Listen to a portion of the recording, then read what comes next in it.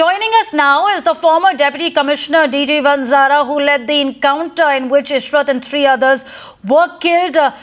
Mr. Vanzara has also faced the law in that as well. But now that Headley has claimed that Ishrat is a Lashkar terrorist, she was a suicide bomber.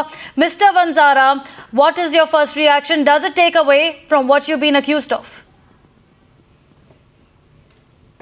She was a Laskhar-e-Taiba suicide bomber. It has been accepted by Headley and it has been deposed before the court, open court, which is legally acceptable.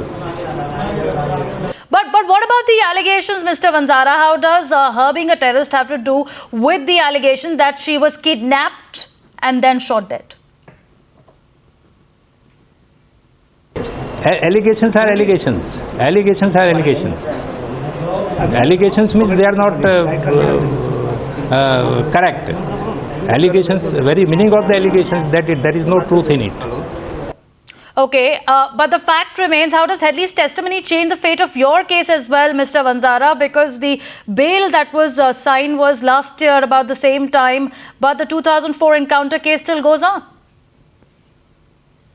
His testimony is very important because whatever he has stated before the court in the open court is legally acceptable, and we will be collecting the statement from the honorable court, and our advocates will be studying, and that may or may be useful in our own case also.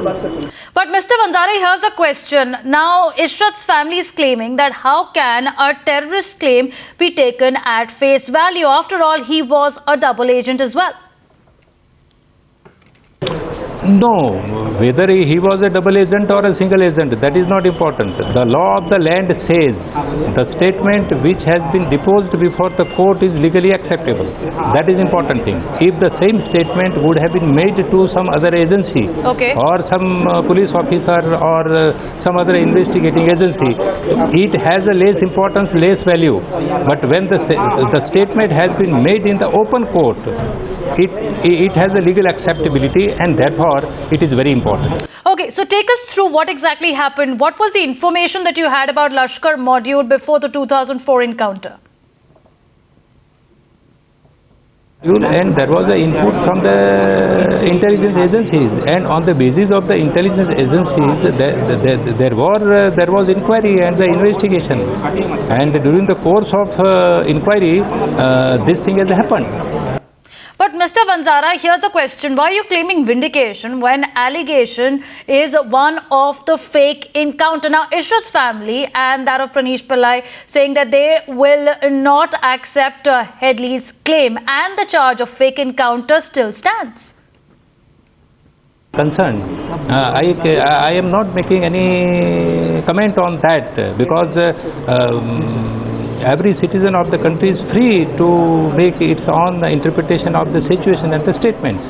So they can make their own statements. I have nothing to say about what has been stated by the family members of Ishrat Jahan.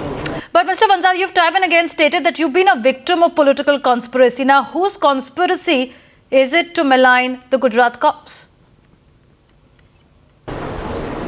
You see, the political conspiracies are there. We have become the victim of the political conspiracy.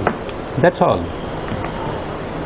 All right, Mr. Vanzara, appreciate you joining us. There are political conspiracies, and there are conspiracies which are hatched by certain NGOs.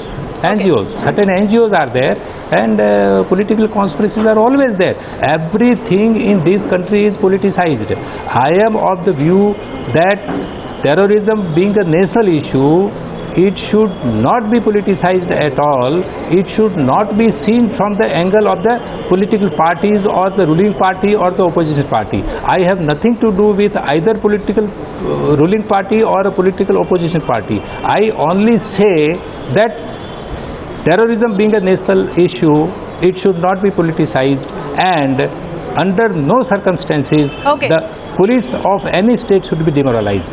Gujarat police has been demoralized during the course of whatever has happened since last 2007 when police officers started being arrested in Gujarat. That is wrong thing happening in this country, and it should not happen.